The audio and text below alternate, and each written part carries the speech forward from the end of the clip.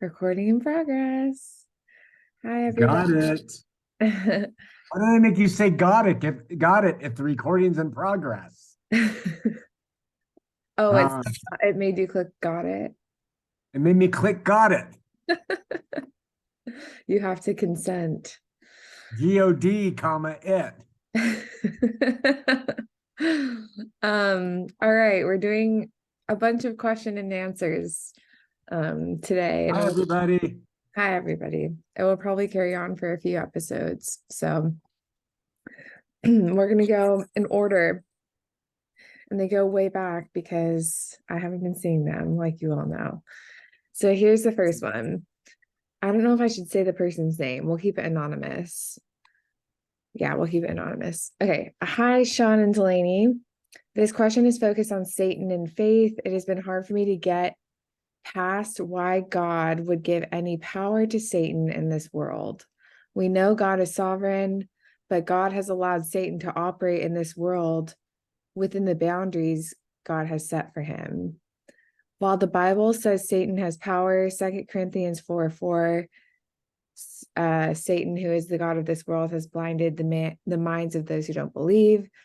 They're unable to see the glorious light of the good news. They don't understand this message about the glory of Christ, who is the exact likeness of God. From this passage, God has given Satan domain over unbelievers. Do you think God planned this? Did God create Satan for a purpose? Was it to show us what it's like to walk in darkness? This is a huge question we could probably spend 2 hours on. For the simple reason that our listener there has taken what Satan did and was and is using that and applying it to a day when he's not applicable. That reader is reading about Satan having had power, having been allowed to do things. But it's a mistake to think that he's still in power, because Revelation says no, he's not.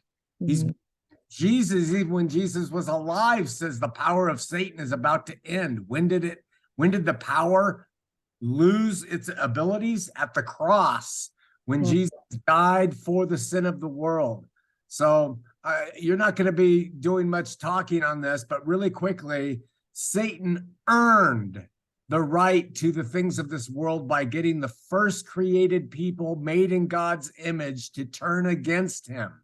He got the whole human race, ostensibly, Adam and Eve, to turn against God and rebel against him.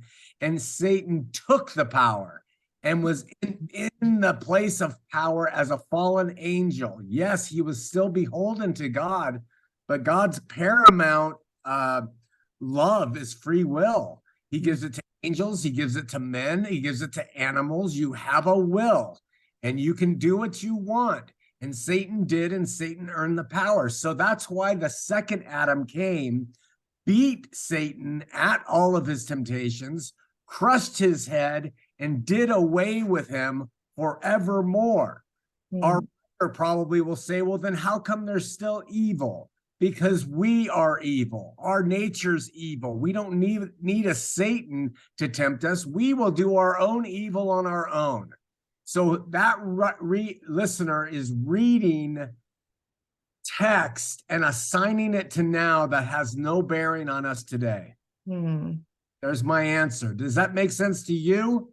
Yeah, so just a couple major things are that God, I think the question is really like, did God plan it? And you're saying God gave Satan the freedom and Satan orchestrated it. I don't believe there's any planning going on. Okay. And the questions like, I don't know. That oh my gosh, that's the main question that I could ask from them. Yeah, it's not God creating Satan. The evil creates itself by virtue of choosing to go against God. Evil is God is there. He is. He's not creating evil. And the virtue of something saying no to him is the evil. It's the lack of God. It's the self-will. It's the dark versus the light. It's selfishness versus love. That the opposite. That's where evil came from. And the angel Satan fell buying into the dark and the power it gave him. So there's no God creating him. So a specific entity, Satan, wielded that thing that exists, that still exists now. Darkness still exists now. It's just not Satan. It's Satan, the opposite, it's the absence of God. Yeah. okay. So, okay. So Satan and the absence of God is self. You're saying. The absence of God is the ultimate form of self-knowledge, self-will, dark, non-love, because the absence of God is self-love. So it's we don't need a little angel to be tempting us like he did under the law for the Jews. That's what Satan really has his power, is by the law. So it's contextually in that narrative that Satan played a role. But he is not out there doing that now. And Christians have long made that mistake of thinking he is. The power that convinced Satan to rebel against God, that's what dwells. And that is real terror. That's something you want to be terribly frightened of, that dark absence of God. Yeah. And that we could I'm wondering if we could get to the point of tapping into that as much as Satan did. Absolutely. Absolutely. You can find humans who have said, Panopole to God, I will tap into me, my will. And in that you see the worst depredations of the darkness's power. And it is power, and it can give you life. It can sustain you in this world with wealth. Yeah. Yeah. Well, that's good. I know you've done a lot of thinking on that and studying, so tons. We could. I'm trying to keep it a little bit. You keep it concise, within the corral. Okay. Oh, same question. Okay.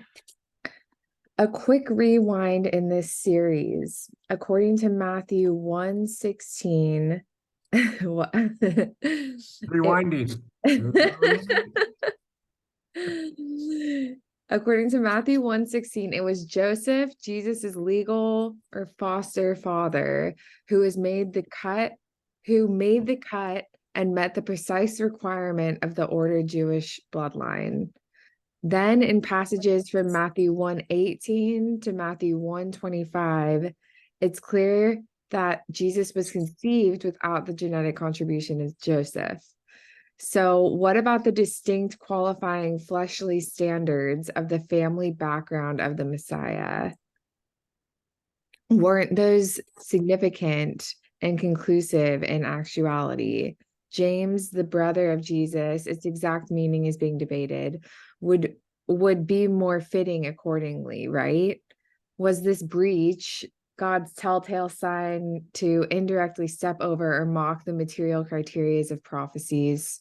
Is it a hill to die on theologically, or did I just miss something from the equation? And it's a heavy question.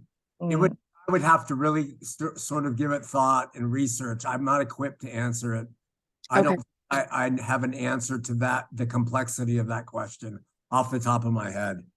That's something you haven't necessarily considered too much? I've considered it, but I don't have a reasonable answer. I'm not sure where it fits. I know when it comes to try to make scriptural narrative stand on all fours of the peg of the stool, so there's a balance resting, it's very difficult. Okay. You have to incorporate not only scribal differences in the text, but you also have to include they're not mistakes, but they're glosses over information that doesn't seem to be necessary for us to read to know. And so it's really hard to make sense of questions like that perfectly. Okay. Don't have an answer is really the short response to that. Okay. I think this person has submitted a few questions and they're all like robust. So maybe He's a robust thinker. We'll see if we can get some answers. But okay, here's the next one. Do you have any clue or idea what does the Galilee of the Gentiles refer to in Matthew 4:15? Reportedly, it stems from Isaiah 9:1, where it is more of the Galilee of the nations. By the way, Eugene Peterson interpreted it as Galilee crossroads for the nations. But if both wordings mean non-Jewish people, then one, who are they living there in the northeastern part of Galilee? Actually non-Jews or deeply sinful Jews with the overstatement or quirky Hebraism? Or two, does this mean that in the apostolic record, all the occurrences of the Greek word ethnos indicates non-Jewish people? For instance, the prophecy or prediction in Matthew 24:4-14, the passages like nations will rise against nation or you'll be hated by all nations ought to mean non-Jewish people.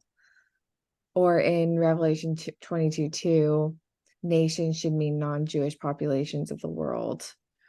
How would you explain these ostensibly odd ones out? I would say that whenever the word ethnos is used, it's talking about the 12 tribes. It's not talking about non-Jewish nations, in spite of the evidence given at the beginning of the question. So I don't see if they were talking about the Gentiles of Galilee, you're talking probably about people who were deemed non-Israel, which might be Samaritans, or it could have been fallen Jews who were so steeped in sin they were just considered not part of the house anymore. I don't know. It's a speculation, but bottom line answer is I think tribes are tribes of Israel, and I don't think it frequently uses tribes to refer to Gentile nations. I see. Well, thank you. Can we ask about things like how many sheep are in the fold? I think there's some more of these coming. These are some hefty. I believe it. Okay, here's the next. It's even longer. Yo. Okay. Due to the original sin, we're deprived of God's spirit from birth. So we're spiritually dead. We only live in our physical, mental, psychic dimension with finite existing perspectives. Then, through getting a sense of faith, our dead spirit could be revived by degrees, or even in an instant, depending on the particular conditions of the individual. In other words, from the very outset, we're all at least poor in the spirit, like Matthew 5:3 says. According to the statement of the passages, those people have a pass or prospective ownership to the kingdom of heaven. It looks like the same assertion as the good news tells us, namely that all of us are being saved, which we shall already know from several passages that he lists out. But seemingly in this case, the declaration of the verse involves not only the saved from part, but also the saved to part. Or does the context imply that a saved to part refers to people in particular who are not only poor in the spirit, but moreover, they acknowledge and internalize this fact as well? So that the position of the kingdom of heaven would require a new mindset and approach as well. Help me tease apart the different layers and meanings. That's good stuff, because there are answers to support whatever view you take on it. I mean, most evangelicals believe that we are dead spiritually because of Adam's fall, born dead, and we need to be born spiritually now to even begin to see the kingdom of heaven or participate in being saved too. Okay. But there is evidence that all of that has been fulfilled, is done because of Christ's victory over sin and death. And there's argument now among good brothers and sisters that think that the saved from and saved to has been done. Oh. Been done entirely for the world today, but people love the dark more than the light. And so all it is a matter of them rejecting the saved to and the saved from. They just reject it all, not realizing the finished work is done, that men and women have in them some of God, which is contrary to Calvinism, which is pure spiritual death of everybody still. And their view is that this whole world is getting better, and all it is now is a matter of people saying, wow, I accept this gift, and you can be saved to the kingdom as well as saved from. Does that make sense? Yeah, that doesn't sound like the saved to is already done though. Like yeah, they believe the saved to is done, that everybody has been saved to the kingdom and have some of the Spirit in them, but they won't receive that. They won't accept that. They won't embrace what that means. They say, I don't want it. You may have done it, God, but I don't want it. And so I don't want to be in your kingdom. I got mailed a pass to Disneyland. yeah, And it's free to you. Come on in. And I say, I don't want it. like it's I'm understanding that as like you teach it as like you're sitting in a saved from condition from birth and you grab on to saved to, but they're saying sit in saved to and can walk out of it. That's the difference? That last part again. I do say that. What you said, that's what I believe still. No, I'm saying there are other people who think that you are born into a saved to condition, but you walk out of it. You leave it. Yeah, it's not you walk out of it. You can't get rid of it. It's there. It's done. It's yours. It's just like you have an inheritance from your father of $1 million in the bank, but you never, ever go take a cent of it. I see. On it. It's there. It's done. It's paid. And I have friends who believe that is what God has done in the victory. So he's not only even overcome the saved from part, he also overcome the saved to part. And I have some wonder to believe that's true in some ways as well. But in the end, it doesn't matter. If you have the gift given to you and you never take any money out of it, or if you embrace or if it wasn't done and you have to receive it by faith, it's the same. It's returning and saying, I'll receive what's being offered to me. You see that, how I say that? Yeah. Am I making any sense? Yeah, I'm just thinking, I don't feel like I have the equipment to like embody these questioners. And they're deeper thinkers. Yeah. And it takes a longer conversation than a show to really get through. So it's not like their questions aren't important. They are, but the question is, will most people follow along with this? And since we're trying to reach most people and not one person we need to have private conversations with. Yeah, but it does really help to have their questions. And it does. They're great. They're really and good this questions. Is where we want to get people to be. Stop talking about, sin and having faith. Yeah. Yeah. Yeah. They like these questions are more than welcome. It's just that we have to take a survey of them rather than dive deep into them. Yeah. Okay. Good questions though, whoever's writing them. Yeah. I think that's about 20 for this one, but we did 2. Move on. We did 3, I think, but yeah. That's how I count. All right, on to the next. Okay, bye.